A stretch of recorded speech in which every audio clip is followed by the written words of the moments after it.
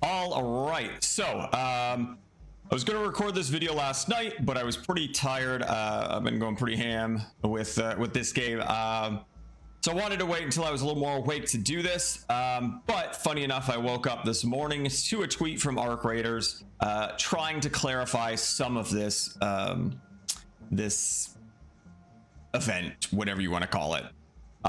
So obviously there's some people out there, myself included at first, that don't quite understand how this works.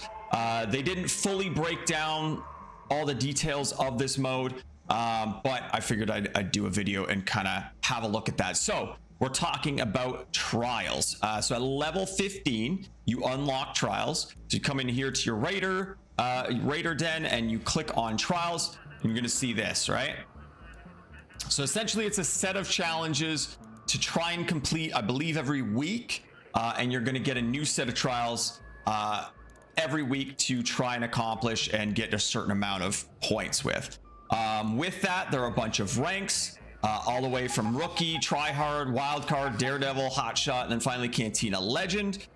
So there are a bunch of ranks for you to climb. And basically how that's going to work is you are put into a bracket with 100 other random players, I assume, of your same rank, right? So all these players in this on this leaderboard here, these 100 players, I assume are all rookie 1, which is the very base rank. And you are competing with them essentially to try and earn a promotion to higher ranks. So top 30 players are going to move up 2 ranks, while the next 30 from 31 to 60, they're going to rank up once, and then finally the last group of players here up to 100, they don't move at all, so they'll stay rookie 1. So looking at that, I am currently rookie 1 again, which is the base. If I stay in that 4th place position or within that top 30, I'm going to move up 2 times to rookie 3. And those people from 30 to 60 will move up to rookie 2, and everybody else will kind of stay where they are. And then the next week, I assume we're going to be put into another random bracket with players of our rank.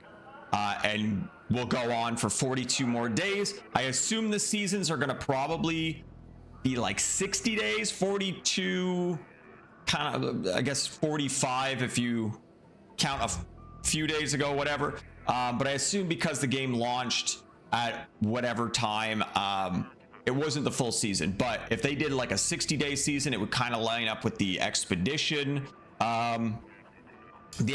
windows or whatever. So I would assume it's going to be a 60-day season, but I can't say for sure. So essentially you have that amount of time to try and climb the ranks. And then as you see here, there are rewards that you get for those ranks. I'm assuming since we're seeing Happy Jig here and Happy Jig here, you aren't going to get these until the season ends and your rank locks in, right? So it's going to be, you're going to get the rewards for the rank you finish at.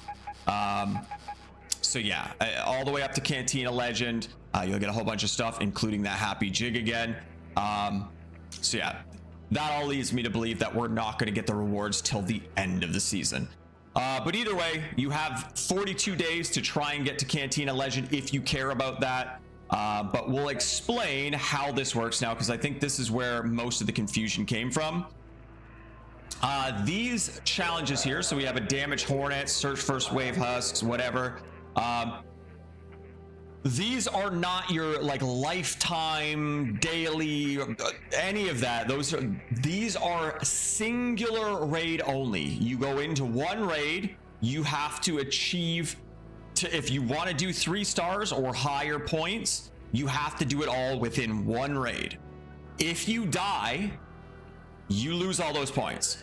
Not like previous ones you've locked in, but you have to extract to lock in those points. So if I had gotten this 4,800 and I died before I got to extract, whether that's a player killed me or I just failed to extract, I would not have gotten these points. So keep that in mind. Very important there. You do have to finish the raid. You have to survive the raid to get these points. Otherwise, they get wiped. So for example, with the search first wave husks, which I'll clarify a little bit. First wave husks are like the older husks. In lore reason or lore wise, it's like the older husks from previous times when the humans fought the robots. So that's going to be like those big barons you see around the map sometimes, as well as the old Rocketeer ones that are kind of scattered around the map. It will not include couriers. It will not include probes. It has to be those older ones. Essentially, if they're smoking, they probably don't count because they're kind of fresh. But yeah, basically how this one worked, I did Spaceport. Around the outer edges of Spaceport, there's a couple Baron husks, the big ones, as you can see in the image here. A couple of those, as well as a bunch of Rocketeer husks scattered around the map.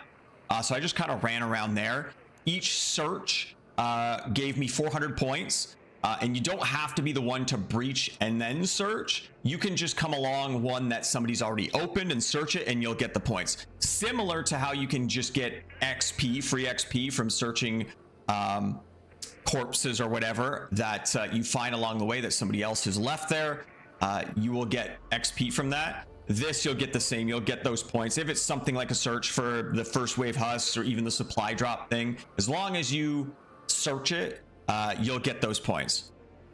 So again, this was, I believe, 400 points per search. The Baron might have been a bit more. I don't really remember, but the Rocketeers at least were 400 per. So if I only searched, let's say 3, I would have only got 1,200 points, and I would have only gotten the first reward, not the second or third.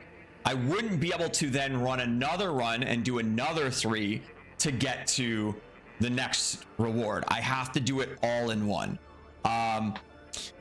So to help with that, there is the ability to get 2 times the amount of points on major map conditions. So if you go to a map here, these major map conditions are not the little events up here. So Husk Graveyard, Lush Blooms, those are not major events. The major events are the lower ones. So Night Raids and the Electromagnetic Storm. Those are your major conditions. You can see there's the image here, the little icon for trials, and then the 2 times. So that'll let you know that's what you're getting there. So obviously these are harder. Fewer active return points, no active raider hatches, increased loot value, that kind of thing. So these are harder, but you will get double the points. So if you need to do the double points, that's where you're going to want to go. So some of these were a little bit harder. The first wave husks, I did that on a normal. So I got 4,800 points just for doing normal. The ticks, fireballs, pops, that I did, I believe, on nighttime dam. And I kind of just got there. So keep that in mind. Now, on that note, you can see with the husks here, 4,000 is for your maximum reward. So I should clarify, I believe these are random rewards. So you'll get a random uncommon, random rare, and then a random epic. Both of the ones I did here gave me a Bettina. And it's kind of funny because Bettina seems to be like, it's gotta be like a 50% chance in the loot pools or something, because I've had 10 plus Bettina blueprints, for example. So I don't know, maybe the devs really like the Bettina and they're trying to push it out there, but man, Bettina's crazy. Anyway, you can see here I have 4,800 points. So I've gone beyond the 4,000. You can go beyond the 4,000 points. And what that'll do is it'll just drive your ranking points up more to help you on the leaderboard, right? So let's say, for example, you really don't want to do, you hate Hornets. You don't want to do the Hornet one. You can potentially ignore that. You obviously won't get the rewards if you ignore it, but you could potentially ignore that and just go crazy trying to do, let's say you're a you know where every single tick, fireball, and pop is on the entire map. You go into a nighttime raid, you go kill every single one, you might get crazy amount of points. Like, again, if I had done my first wave husks one on a nighttime map, I'm not going to do the math. If I had done that, what would it be? 9,600? Is that the math? Something like that. I would have gotten 9,600 points if I had done this on a nighttime map. So crazy amount of points. So you can potentially do that. But again, you're obviously not going to get these rewards if you do it that way. But if you don't care about these rewards and you just want to climb the ranks, maybe that's what you do. So again, the most important part here is to remember that this is all within one raid. It will not add up. You can't do a 1,600 run and then another 1,600 run and then another 1,600 run. It will not work that way. It will only take your best, your singular best run, and that will be your points for that category. So keep that in mind. So again, I think that's basically it. I hope I covered everything there. I hope that's a little more clarified now.